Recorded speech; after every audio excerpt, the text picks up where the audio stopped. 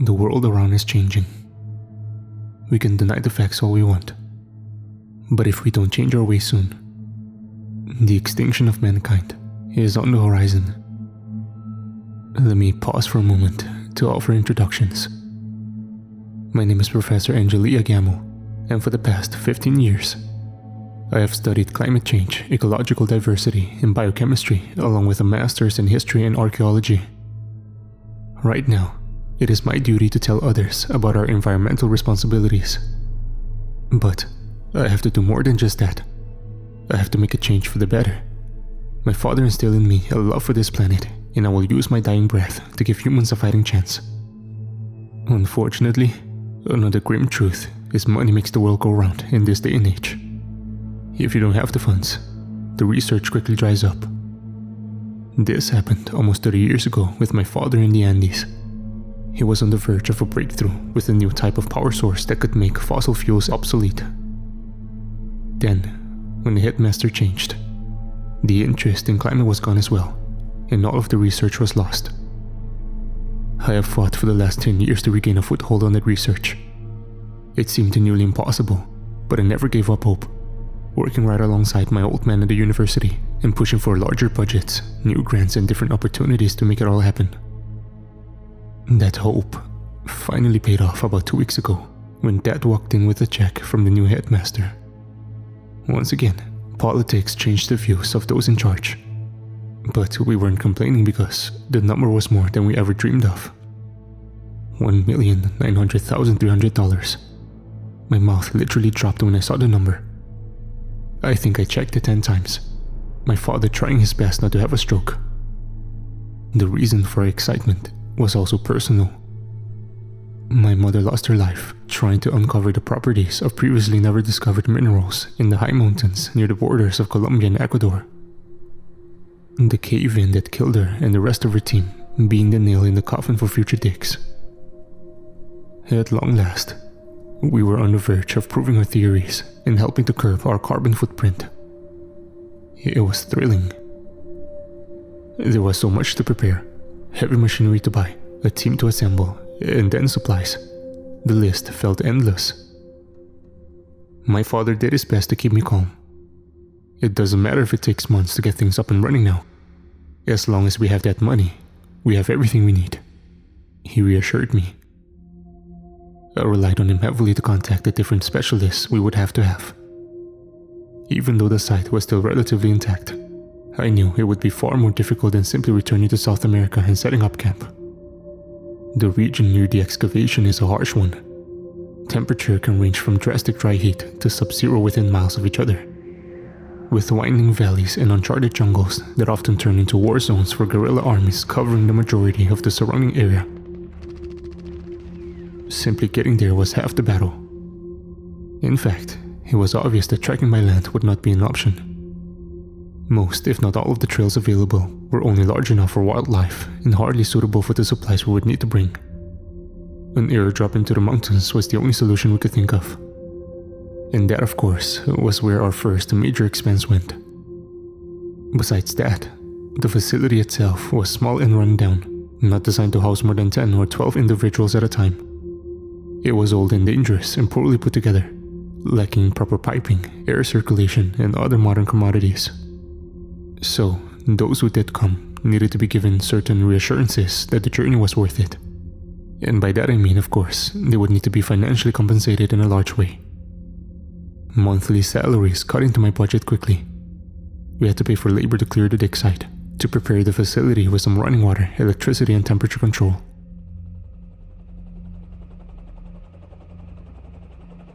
By the time Dad and I had arrived, only 30% of it was up and ready to go. The rest was literally covered by an encroaching mass of vines that threatened to make the building collapse at any moment.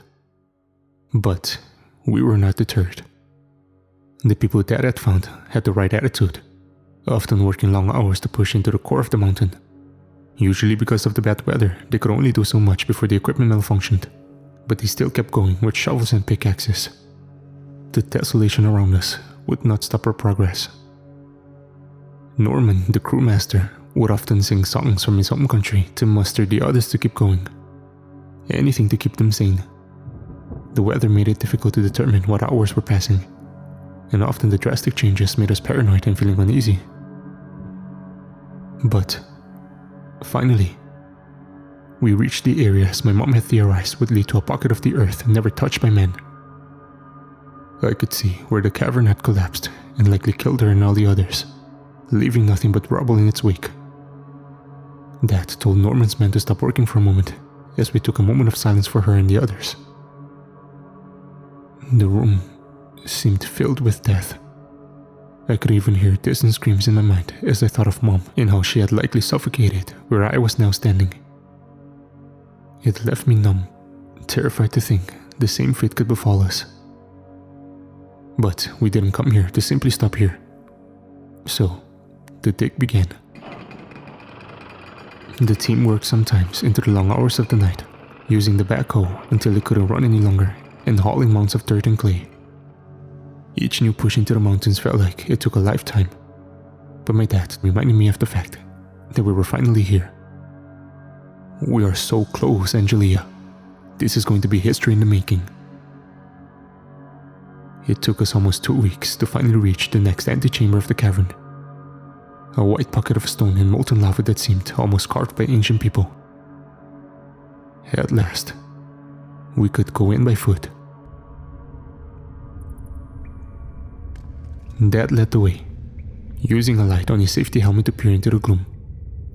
The atmosphere was icy, a pocket of the world never even aware of the world beyond. It made me feel like we were entering a forbidden realm, something not meant for mortal eyes.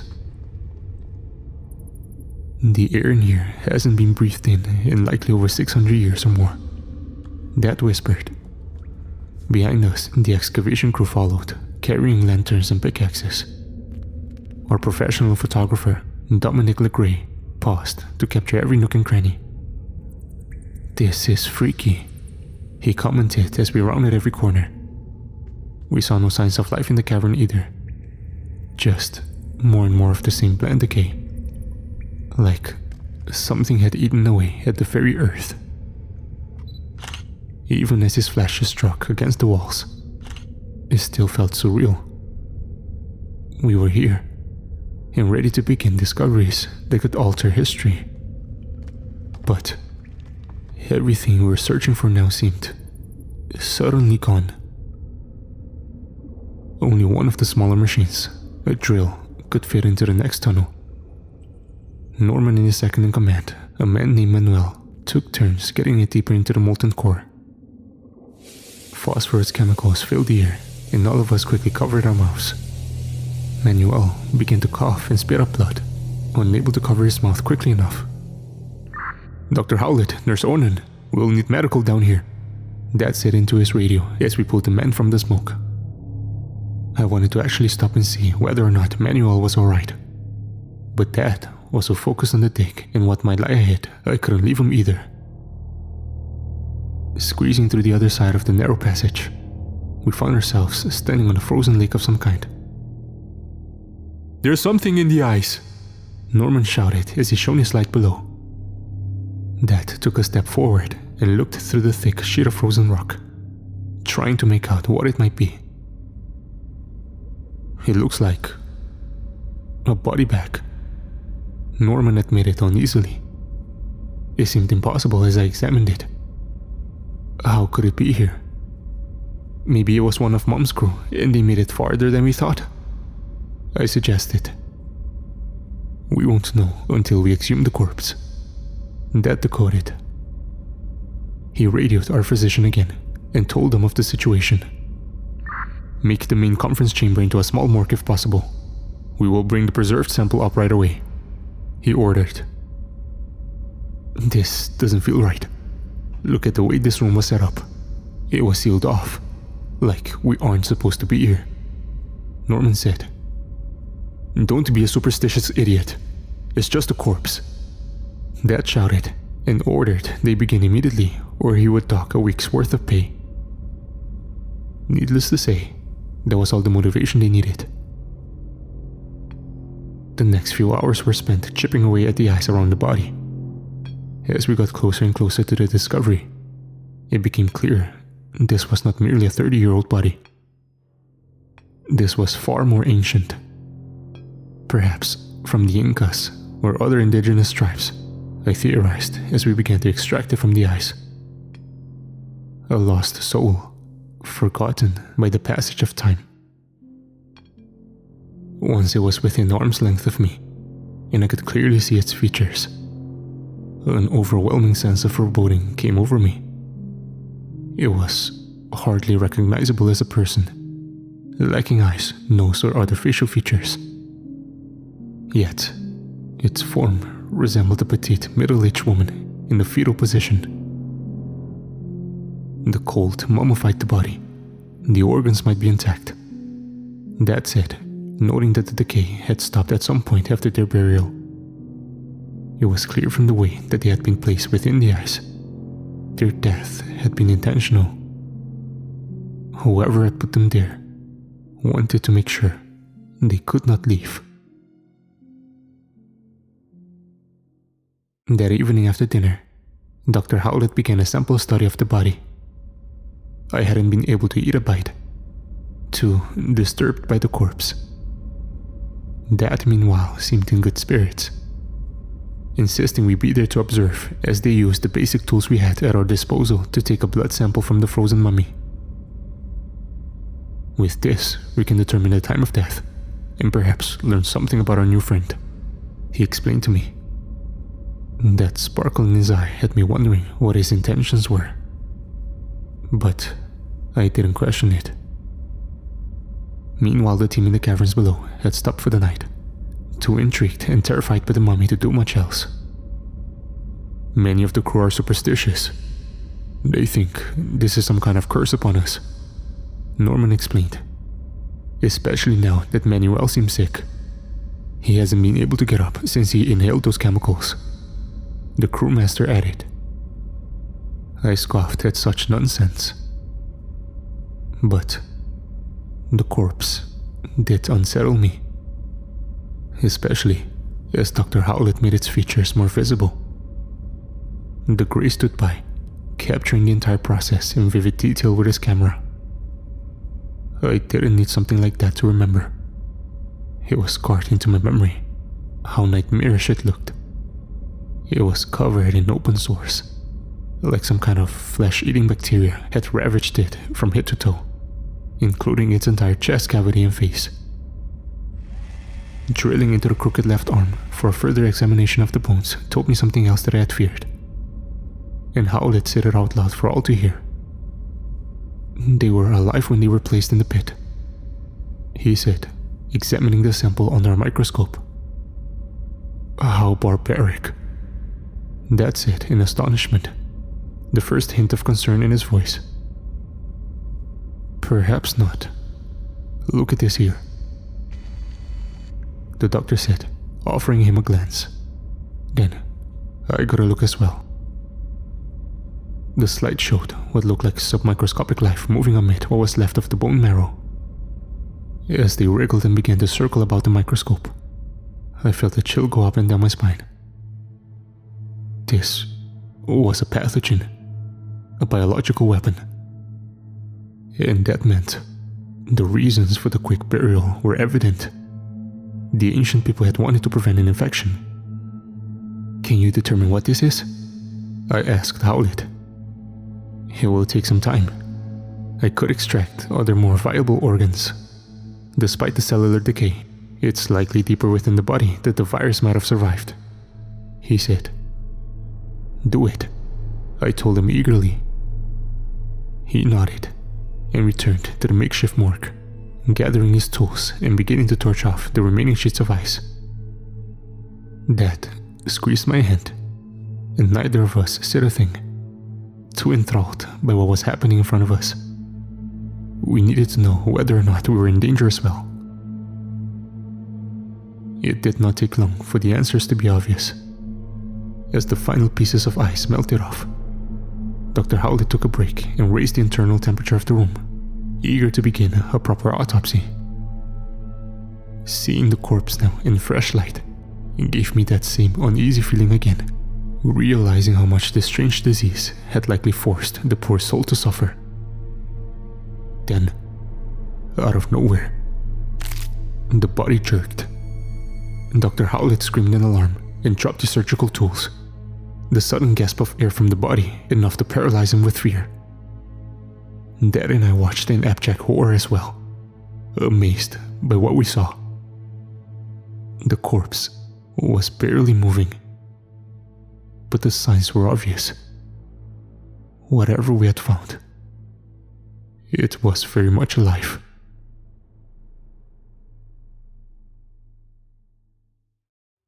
The word quarantine likely sounds all too familiar in the day and age we live in. I'm sure many of you likely assume you know everything there is to know about it. But you're wrong. The word takes an entirely different meaning when you're trapped in the middle of nowhere with a corpse that is beginning to reanimate. Less than 6 hours after we had discovered that the mummy from the Andes might still have living tissues within it, our administrators locked us down and said we needed to await further instructions. And above all else, not leave. Easier said than done. News of the way the body had reacted to Dr. Howlett traveled fast amid our group. And even though now the corpse appeared once again dormant, none of us dared go into the same room as it. Besides that, panic was spreading among the crewmen and even the seasoned scientists. None of us had ever seen anything quite like this. We need to know what we're dealing with. Dad insisted that same evening as we met in the mess hall. It's a demon, a force beyond our world, Norman said, and his men made murmurs of agreement. It wouldn't be long before they staged a coup to leave, I realized. Perhaps it's possible that the microscopic infectious cells have somehow mutated the body and taken hold of it, allowing for a new life form to control the deceased body, I suggested, ignoring their superstitious banter. If we could find a way to prove that the threat was earthly, perhaps more panic could be averted. Or so I thought. But people hardly ever listen to reason when they are facing a crisis, and this situation was hardly any different. For the moment though, my father's insistence that we remain on the opposite side of the building and focus on the dig seemed to have placated their fears. At least, they could stay busy in the icy caverns below. Once they had finished their evening meal, unable to sleep, the crewmen traveled to the depths of the mountain again, while Dominic called me aside to examine the photographs we had managed to take of the mummy. I had thought I had been able to memorize the details of the nightmarish disease that covered the body. But his pictures had somehow captured them in even more stunning detail. With his camera's focused lens, he could zoom in on the deep wounds, allowing for me to see another dangerous discovery. Fungus, likely the source of the microscopic infection, was slowly growing out of the thousands of holes that covered the corpse. I've seen spores like this before, deep in the Amazon, dangerous mind-controlling fungi that can control insects to spread their bodies across wide areas of undergrowth. I'm almost positive that this is the same thing. That's it, when he examined the photos. I could sense a wavering doubt in his voice. Was he worried that our journey here might end the same way as Mom's? No, not quite the same thing, but some ancient variant. A dormant gigavirus that we have unintentionally woken up. He admitted as he stared toward the sealed-off room. Every once in a while, we could hear the strange labored breathing of the reanimated corpse. I wondered if it was the fungus pushing more spores out of the body and causing the lungs to fill up.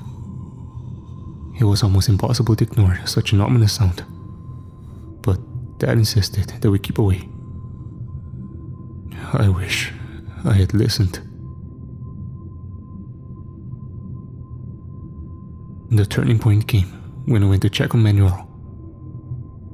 Another of the crewmen, Jarvis, had been sitting with him using cold towels to keep his fever down. But it was clear that he was not doing very well. His body was visibly shaking, and his breathing was labored, as though something had infected his lungs. I called for Dr. Howlett to come examine him and see what his condition was. But the doctor was hardly in any condition to assist either. After waiting for about 30 minutes for him to arrive, I went to the physician's room and found him passed out, sweating profusely, and collapsed on the floor. A look at his arm told me why. The part of his arm where the corpse had slashed at him was now inflamed, swelling in a deep purplish red. Something was infecting him and causing extreme pain to the poor man. I ran to get some water and quickly revived him, trying to examine the wounds and see how severe it was. How had it spread so quickly? Howlett opened his eyes, and I could see the pain deep in his soul. He was scared, but he tried to hide it from me. I just got lightheaded, he insisted as I helped him up. I was careful not to place any extra pressure on his swollen arm. Why didn't you report this when you first saw the symptoms? I chided him. I decided it was pointless to try and pretend the situation was anything but severe. We need to treat this immediately, I told him. And do what? Amputation? It won't matter. The virus is spreading fast. It's in my blood, Angie, he shouted. That same fear he had tried to hide was easily resurfacing. If we do nothing, it will kill you. Better me than all of us, he snapped back. I shook my head, deciding not to bother with the debate. You may think you are being self-sacrificing, but Manuel is already sick. His lungs are full of some kind of mutation from the original spores, I think. But I need your help to do a full exam, I said as we left for his small bunker.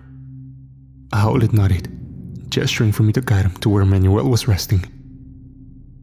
As we began the exam, Howlett apologized that we didn't have the proper equipment to give the man some kind of sedative.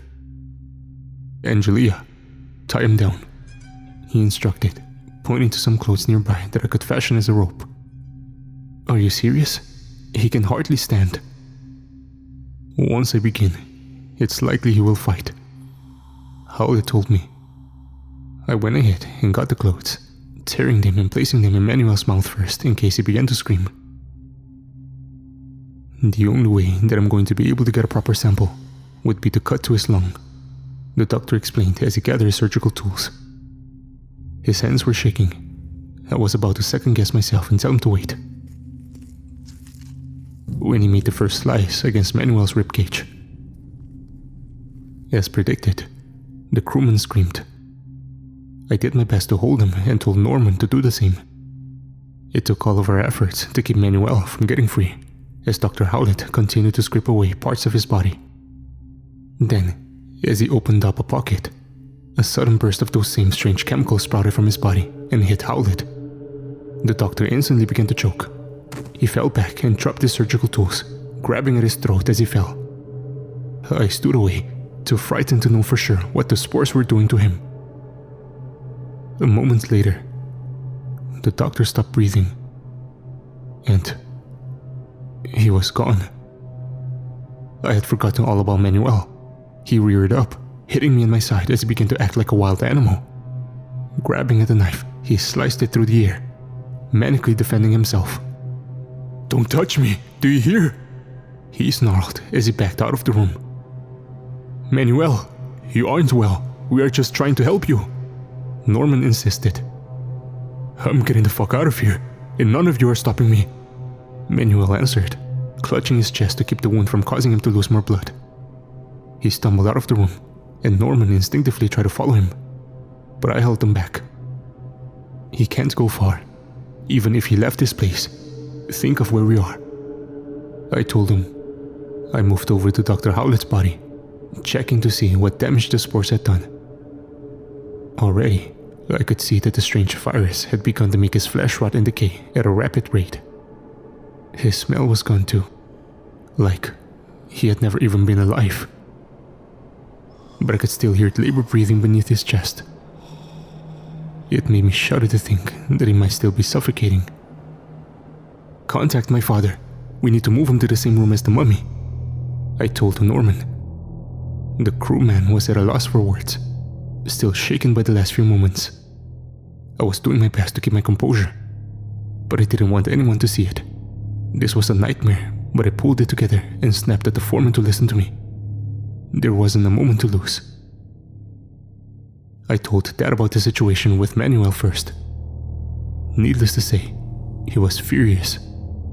"He can't leave. What are you thinking, Angelia? What if that virus is airborne?" he snarled. Quickly, he checked what limited security access we had and sighed in relief. "None of the exits have been activated. He is here somewhere, perhaps hoping to recover before he escapes," he said. "I'm sorry, I didn't even think," I admitted. He got Dominic and Norman to arrange Howlett's body alongside the mummy as he gave me different orders. "Find him and get him here. If he is dying from the same thing these men have, we need to find out why Manuel isn't being affected the same way. It might be a key to our survival," he explained. He passed me a small pistol. "In case he is hostile, don't hesitate to protect yourself," Dad told me. Given the way that the crewman had just attacked us, I wisely took it and began to search the facility. Mentally, I was doing my best to figure out where Manuel might go. Given how small the building was, there weren't a lot of viable options. Then again, I knew his goal was to get outside, so maybe I needed to start looking in parts of the facility that were not fully functional. I arrived at one of the older hatches that had once led to the observatory and noticed bloody shoe prints, confirming he had come this way. Then, I turned on my smartphone to look through the gloomy stairwell, calling out to him. I didn't expect a response. The abandoned observatory was like a tomb, one of the first places to fall apart thanks to the cave-in years ago. As I carefully stepped over the rubble and pushed through to the outer mountainside, I thought about how these same stones were likely the ones that had killed my mother. We had no way of knowing where her team had met their demise, I thought as I called to Manuel once again. A gentle summer rain was misting across the mountains as I carefully followed the ridge up to the next segment of the ruined observatory. There was little else to do but for him to try and scale down. I saw him, carefully moving amid the rocks, keeping the surgical knife close to his chest as he tried to find a clear path. "You need to stop before you get hurt," I shouted to him. His wild eyes shot back at me, and he shouted some obscenity in his native tongue as he started to run. Somehow, I had expected that response. His fight or flight had kicked in. I broke into a run as well, my heart rapidly pumping as I thought of Dad's warning. The nearest village was over 40 miles away, but who knew if any indigenous tribes were out in the jungle below? Manuel couldn't be allowed to leave.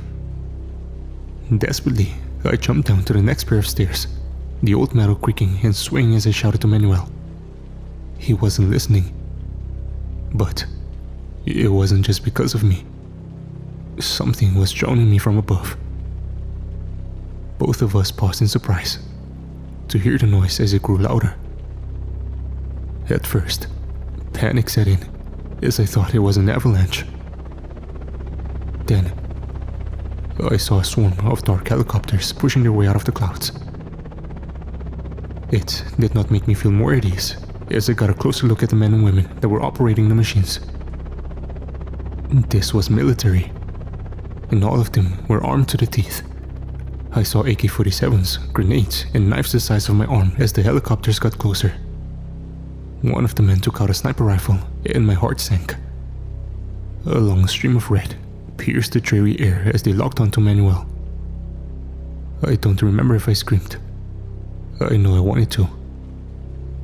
In the midst of the noise and the rain, they fired. And the bullet split his face apart. Blood splattered out of his forehead as he jerked back for a second like a puppet and then crumpled to the ground. A moment later, long ropes descended to the ground and the soldiers began to shimmy down to where I stood. I was trembling, aghast at the sudden callous regard for the man that they had killed. Had they been aware that he was infected? Or did they just want to make sure none of us could get out of here? My unspoken question was given an answer a moment later, as one of the officers that had decorated ranks on his uniform stepped forward and pointed a rifle at the body again. "This facility is now under our jurisdiction. Put your hands over your head and get down on the ground." I was herded like I was cattle back into the mess hall. The armed men forcibly blocked all the exits as they scouted the entire facility. Dad and Dominic were already there, both looking equally concerned about the unexpected visitors. "Perimeter secure, sir," one of the younger soldiers told their commanding officer. I was still shaking from having seen them callously cut down Manuel right in front of us. "Who are you?" my dad asked, boldly stepping forward toward the senior-ranking officer. "Professor Gamble, I understand that you have questions, but you mustn't be surprised. The university sent us immediately when we heard of the discovery you had made. My name is CO.AG, Colonel in the United States Army, Private Forces Division." "Since when is the university being assisted by the military?" I asked. "Since we deemed this site as a possible threat to international security," Ackley answered, and then turned toward my father, clearly viewing him as in charge. "Where is the mummified corpse, Professor? I would like to see it with my own eyes." I grabbed my dad's arm and muttered, "Why should we cooperate with anything they want? You saw what they did to Manuel. They could kill all of us." Ackley's sharp eyes zeroed in on me again. "And we still could, if we saw that the virus was continuing to spread amongst the population here. But we're not barbarians. We will assess the situation first and then determine the best way to proceed." He snapped back as he turned to my father and raised a curious eyebrow. "Besides, if you want to be technical, you did ask for our assistance when you contacted Headmaster Schwartz," he remarked. Dad gave a sigh, and then an apologetic look toward me before saying, "We can argue about my faults later. Their expertise could be useful for determining what we're dealing with." Without another word, he led them toward the next room where we had sealed off both Howlett and the original corpse. It occurred to me that since the doctor's untimely death, I hadn't actually come back to check and see if the spores were continuing to spread. As we activated the exterior lights to give us a good look at the makeshift infirmary, I found myself shivering uncomfortably. "My word," one of the soldiers whispered as we peered into the hell that was being created on the other side of the glass. In just a short period of time we had been gone, the virus had spread all across his body. In fact, it had caused growths of the strange fleshy web-like pattern to branch out and connect to the mummy only a few feet away. Was it developing into a new type of organism?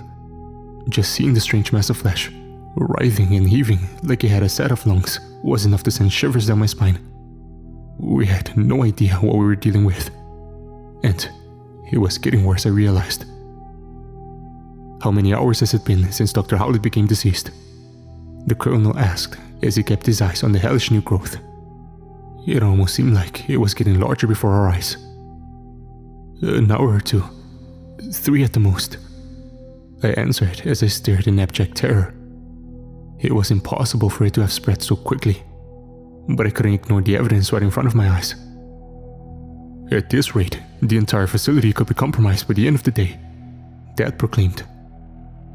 "This room is sealed?" George asked, checking the vents as well. Before we got a chance to confirm it, he gave a new order. "We need to kill this thing before we're all at risk. That is, if none of you aren't already infected and acting as carriers," he decided. For once, he was talking sense. I knew this discovery was monumental, but the risk to civilization was too great. It needed to be stopped here and now. Dad was not too happy with that, and to my surprise, immediately began to get upset. "We have to at least gather samples before we make a drastic decision. We don't even know what we're fighting." He pushed up to where the colonel was standing and blocked the way, forcing the military men to look him in the eye. "This is the greatest discovery in centuries. The fact that this virus originated in the fungi kingdom, something quite rare I might add. And the DNA of even a microscopic portion of the infected flesh could unlock years of research for the scientific community. We may even be able to determine the evolutionary connection between viruses and fungi." That's it. I knew where he was coming from, but this was bigger than us now. I pulled him away and said, "You have to let them do their job. There will be other samples we can find in the ice. The mountain is big enough." He pursed his lips, clearly unsatisfied with that response from me, and glared angrily at Ackley and his men. Fine. Then you must at least allow my men to return to their dig. Any further samples we uncover can remain on ice to prevent the spread. Does that sound like a fair deal to you, Colonel? The senior officer nodded reluctantly, and then issued a few orders himself. Henson, Albright, get the gear from the crate and bring it here immediately. We're going to torch this entire area, he growled. About a half hour later, Henson, Albright, and 2 other armed men arrived with flamethrowers, as Colonel Ackley instructed me to unseal the room. Truthfully, I had no idea how the fleshy organism would react once exposed to the outside air, so I insisted they all wear biohazard suit brought by Ackley.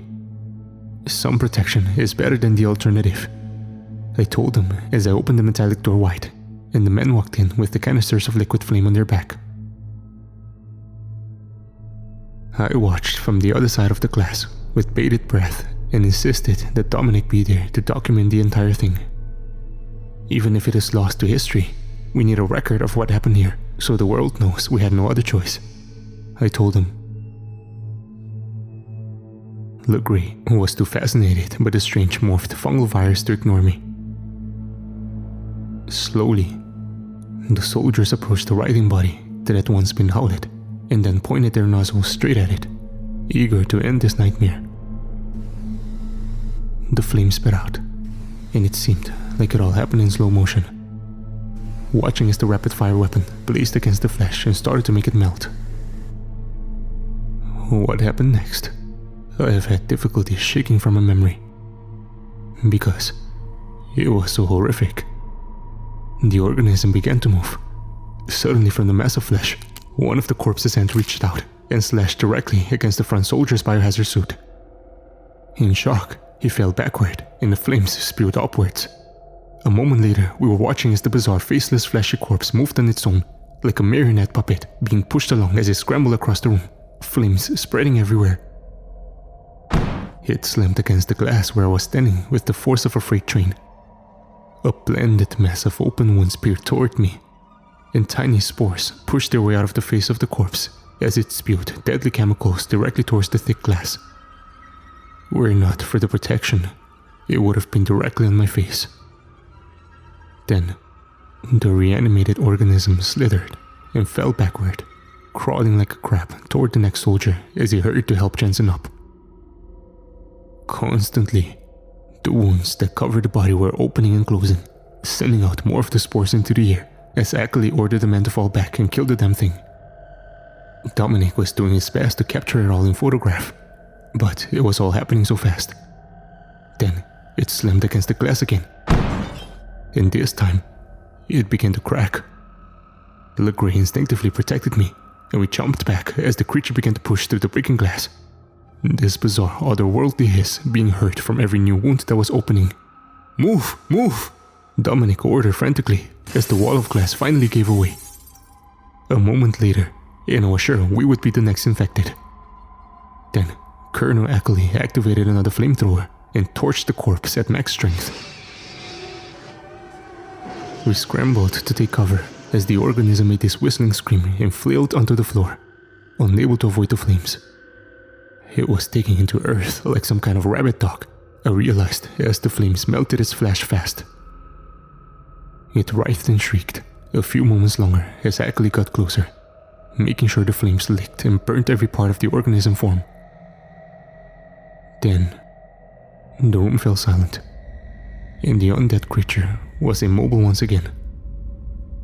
Ackley wiped sweat from his brow and gave me a serious stern look. "Call your father over the radio. The deal is off. We can't allow any other samples to come up," he ordered. Despite everything we told Dad, he was not having a discussion about stopping the dig. "This is still my site. You came here to keep us under guard, right? Well, then why don't you do your fucking job and I'll do mine," he stubbornly told the colonel. That didn't sit well with Ackley, and the two got into a verbal fighting match. "3 of my men are dead. We have an unprecedented, unidentified enemy organism on our hands. This virus is not something to try and play God with, Professor. He snarled. And until I get an order from the university, from your superiors, I will continue to dig. It isn't harming anyone if we collect the data and send it to others. The world deserves to know. That's it. Ackley huffed and gestured toward me. Your daughter was nearly killed when that corpse attacked. What if we aren't so lucky next time? How much blood do you want on your hands? Ackley asked. That statement did give my father pause. But before he got the chance to respond, Norman shouted from across the dig site. Professor Gamble, we found a new pocket! The crewmaster shouted. My father stopped his debate and rushed toward the dig site, eager to see. I followed behind, a bit more cautious, but also curious. The hole in the ground looked like it went down at least 200 feet or more, but there were clear signs of what had once been an ancient civilization below us. Even with the limited light we had available, I could see small jutting buildings pushing their way out of the earth wall, but none of them appeared to be designed for actual life. Instead, as the crew managed to bring the other heavy equipment over and shine a brighter light on them, it was quickly apparent that what I was looking at were amalgams of crystalline merged together over the years, frozen together and forgotten. What was hiding under the ice gave me further pause. We could see dozens, if not hundreds of more mummified bodies, and it shook me to reality again as I realized the implications. This was an entire civilization that was sealed away because of a plague. They were all infected, and we had just discovered a mass grave where they had sacrificed themselves to prevent its spread.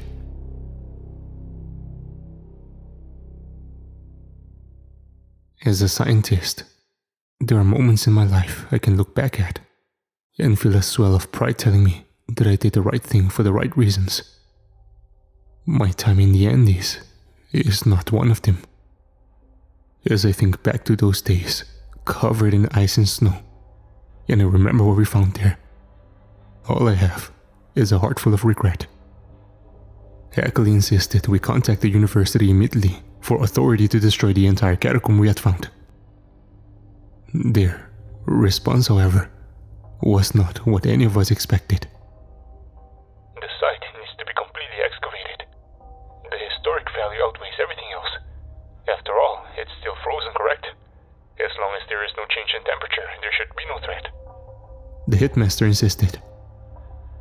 I couldn't believe the audacity they had to think this would be safe. But it was what I should have anticipated given our country's responses with the COVID spread. None of them took this seriously or saw the danger. It was merely a discovery for them. Unfortunately, now that they had orders, I knew Ackley and his crew would follow through. My only option was to attempt to cause as much trouble for them as possible. So, I went to Norman. The foreman had been drinking since Manuel's death, hardly speaking to anyone or leaving his room. Given that we might all be facing similar deaths too, I hardly blamed him. The bizarre life form we had uncovered was growing by the hour, and now we had no one to try to stop it. No one, except each other. What you're asking me to do would be considered treason, you know that, right? Norman asked once I laid the plan out to him. In short, I knew that the digging crew had brought explosives that were meant to blast through the more difficult parts of the rock. But that same explosion could also prevent them from ever being able to go any further. It was a risky gamble, especially because it could mean that more people might lose their life. I truthfully didn't know for sure which way Norman was going to swing. But after a few difficult seconds of silence, he drank the last of his whiskey and tossed it down on the cold floor. Fuck it. I would rather die here than for the whole world to be infested with whatever the hell this is. He decided. Get as many of your men together. We'll start in the middle of the dig tonight, alright? I told him. He promised not to speak a word of it to anyone else. And I went to my next obstacle. My father. So far, he had been quiet since Colonel Ackley's arrival, but I could see he was equally concerned. I needed him on my side if this had a rat's chance of actually working though. I tapped on his room door and saw that I was looking at an old family photo. One that included my mother. And he smiled at me in surprise. "Angie, I'm sorry. I guess I should be out there with the others getting everything ready." "It's fine. Ackley and his men have it all sorted out," I said as I came in and sat down beside him. "I wish she was still here," he said, his eyes getting misty. "What do you think she would do?" I whispered back to him. He shrugged, placing the photograph down and looking at me.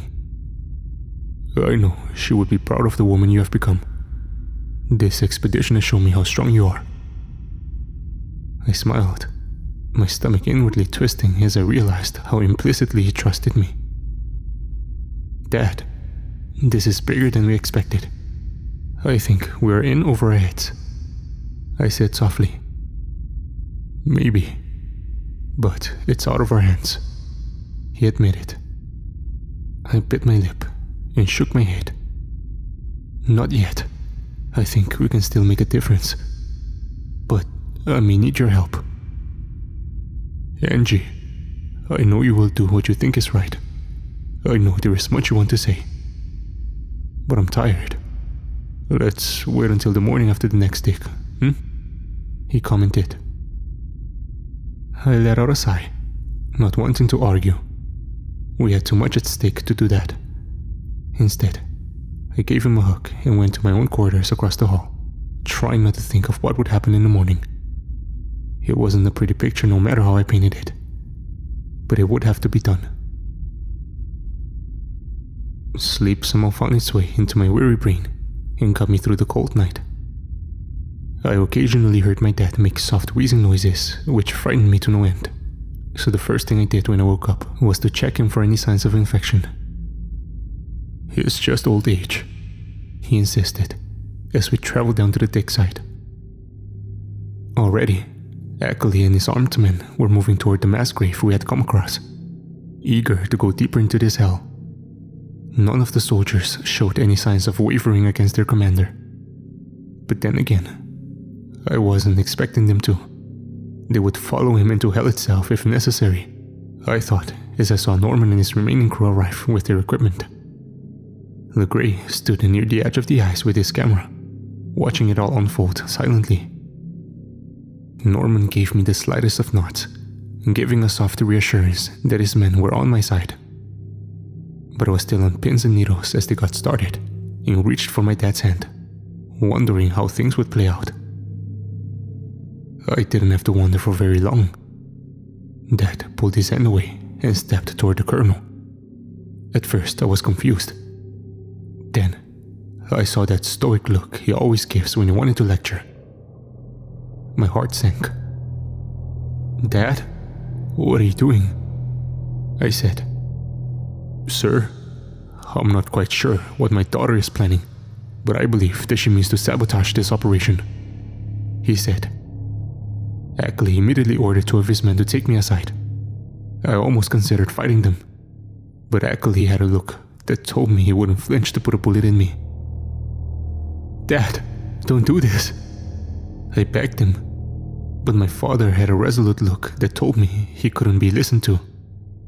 A moment later, the armed soldiers started towards the crewmen, forcing them to turn on the equipment.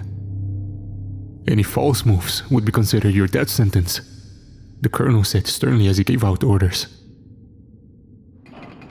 I watched as the massive drills poured through the ice, eager to conjure up more evil. Had they learned nothing from the past 48 hours?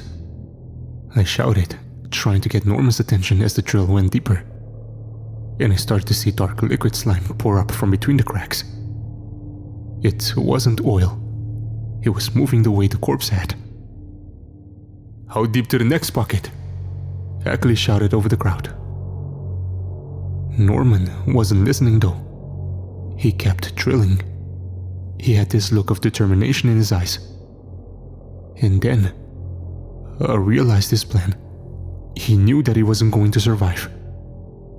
I held my tongue and my breath at the same time, as he pressed a sequence on his equipment and then closed his eyes. I knew it was coming, but the detonation was deafening.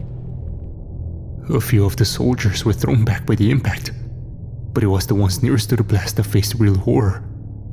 From the impact site, I saw what looked like more of the strange fungus emerging, just barely with enough cohesiveness to be a life form though, scrambling for anything to consume.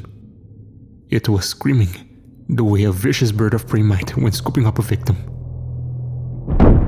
The second detonation just barely buried out the shrieks of the creature as the equipment fell into the hole. I saw Norman's screen fall head first into the pit and made a gasp, but it was already too late. I saw LeGray fall into the maw of this monster, and I knew it was over. Soon, the other heavy machinery followed with him as the cave began to crumble. Ackley shouted orders, telling everyone to fall back. I could see the fungus desperately trying to advance towards us, to infect us and spread. I ran like the devil himself was chasing me. The ground beneath me shook like the ocean as I scrambled to find a way out. The soldiers also screaming and running as the deceased creature burst apart and pushed millions of spores into the air. We barely made it back to the next tunnel in time as the whole ceiling began to fall and I felt my body go numb.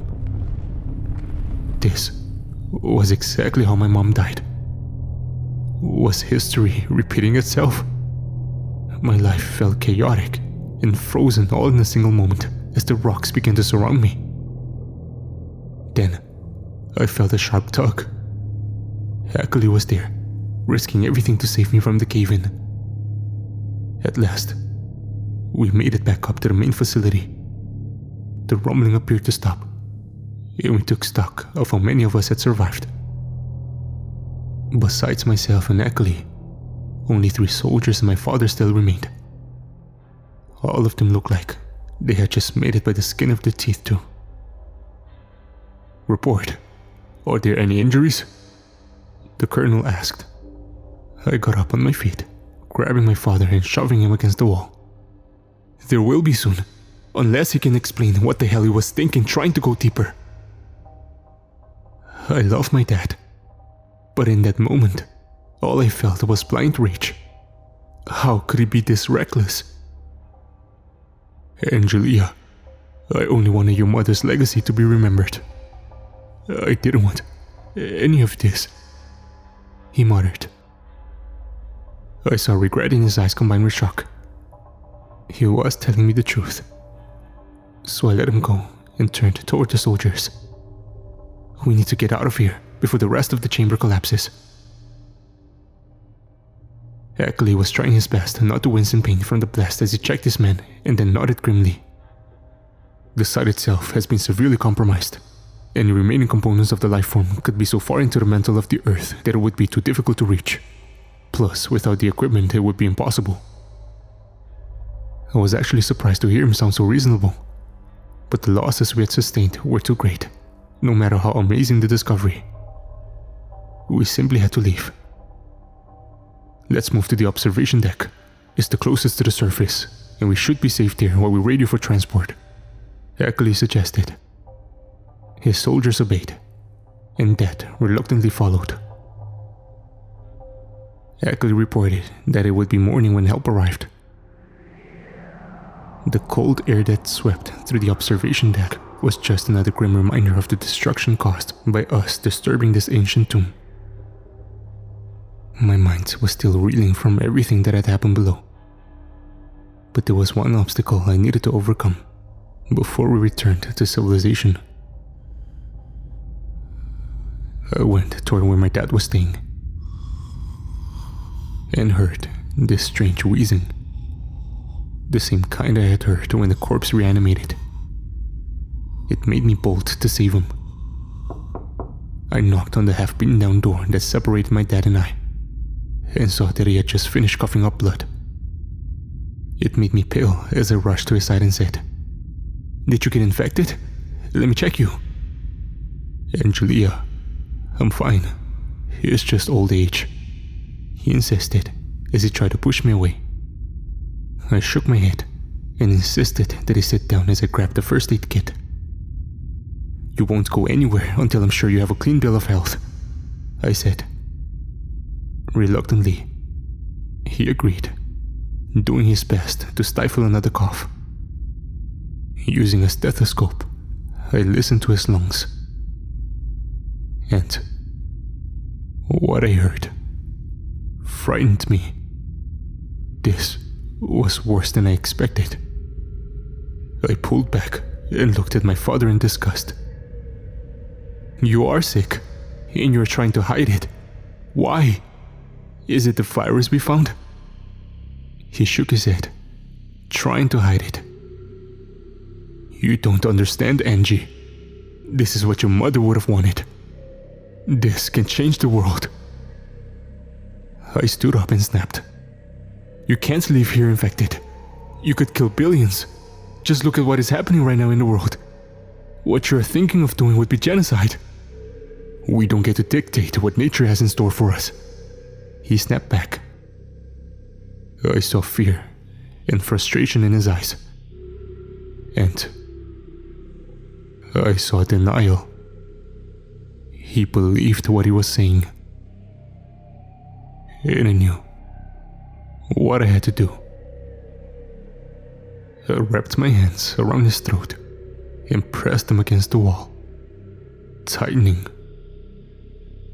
I saw him struggle, but I couldn't risk another nightmare. I cried and wept as I kept pressing my fingers against his windpipe.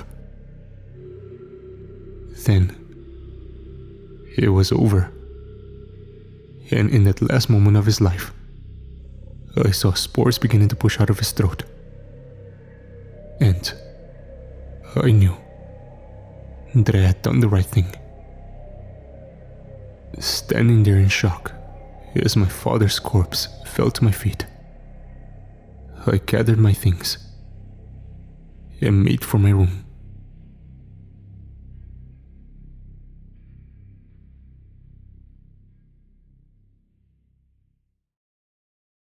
When the morning sun arrived, an acolyte told me rescue was here. I left the Andes alone.